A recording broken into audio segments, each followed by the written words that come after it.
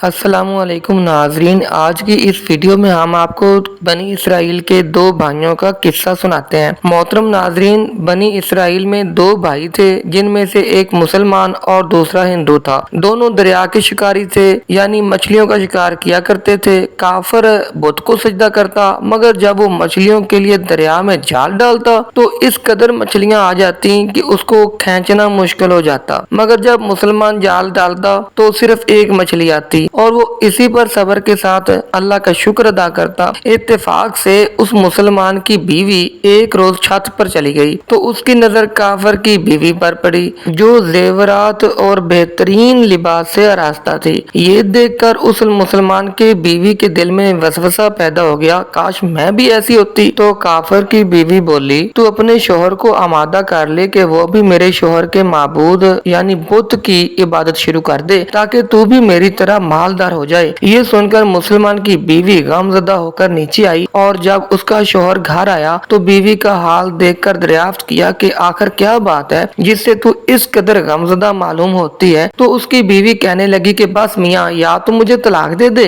اور یا پھر اسی کی پوجا کر جس کی پوجا تمہارا بھائی کرتا ہے۔ یہ سن کر اس کے شوہر نے کہا، خدا کی بندی خدا سے نہیں ڈرتی، ایمان کی دولت کے بعد یہ تو کفر کی باتیں کرتی ہے۔ وہ عورت بولی، مجھ سے زیادہ باتیں نہ بناؤ، میں اب غریبوں کی طرح نہیں رہ سکتی، جبکہ دوسری عورتوں کو خصوصی طور پر تیرے بھائی کی بیوی کو دیکھ رہی ہوں کہ وہ زیورات اور عمدہ لباس سے آراستہ رہتی ہے۔ جب اس مرد مومن نے دیکھا کہ عورت ضد پر آئی ہے اور اس کا اسرار حد سے زیادہ بڑھ رہا ہے تو اس نے عورت کو تسلی دی اور کہا، اچھا گھبرانے کی ضرورت نہیں، میں کل سے کاریگروں اور مزدوروں میں جا کر محنت کر کے تمہیں روزانہ 2 درہم دیا کروں گا، ان 2 درہم سے تو اپنی حالت درست کر لینا۔ یہ سن کر اس کی عورت کو کچھ تسکین حاصل ہوئی۔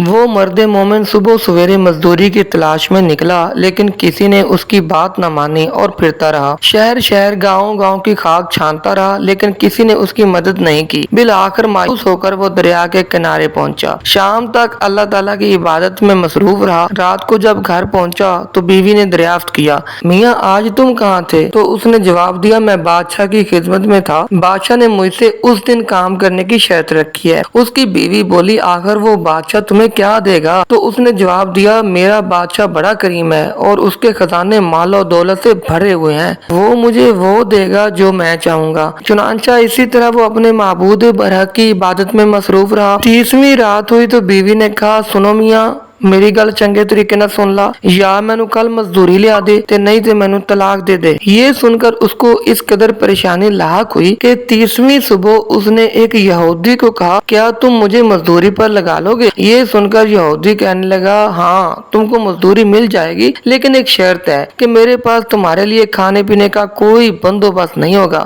چنانچہ وہ مرد مومن روزہ کی نیت کر کے اس یہودی کے پاس کام پہ چلا گیا۔ ادھر دوسری طرف ایک آدمی اس کی بیوی کے پاس گیا اور دروازہ کھٹکھٹایا۔ جب اس کی بیوی باہر نکلی تو اس آدمی نے اس کی بیوی کو 29 اشرفیاں دیں اور کہا کہ یہ تمہارے شوہر کی مزدوری ہے۔ تمہارا شوہر 29 دن سے بادشاہ کے کام میں مصروف تھا، یہاں تک کہ تمہارے شوہر نے بادشاہ کو چھوڑ دیا، اگر وہ 30ویں دن بھی کام پہ جاتا تو اس کو بہت سی اجرت مل جاتی، لیکن جو وہ یہودی کے پاس چلا گیا، اگر وہ مزید بادشاہ کا کام کرتا تو بادشاہ اس کو مزید اجرت دیتا۔ بس اب یہ لو 29 اشرفیاں، اس میں ایک اشرفی اس کے لیے کم ہے کیونکہ آپ کا شوہر 30ویں دن کام پہ نہیں گیا۔ چنانچہ وہ عورت ان میں سے ایک اشرفی لے کر بازار گئی۔ سنار نے جب وہ اشرفی دیکھی تو 1000 درہم اس کی قیمت اس عورت کے حوالے کر دی۔ جب شام کو آدمی گھر آیا تو عورت نے اسے دریافت کیا، آج تم کہاں گئے تھے؟ اس نے جواب دیا کہ آج میں ایک یہودی کے ساتھ کام پہ گیا تھا۔ اس کی بیوی نے کہا، آخر بادشاہ کی خدمت ترک کر کے دوسرے کی خدمت کیوں کرتے ہو؟ پھر اپنے شوہر کو اشرفیوں کا واقعہ سنایا،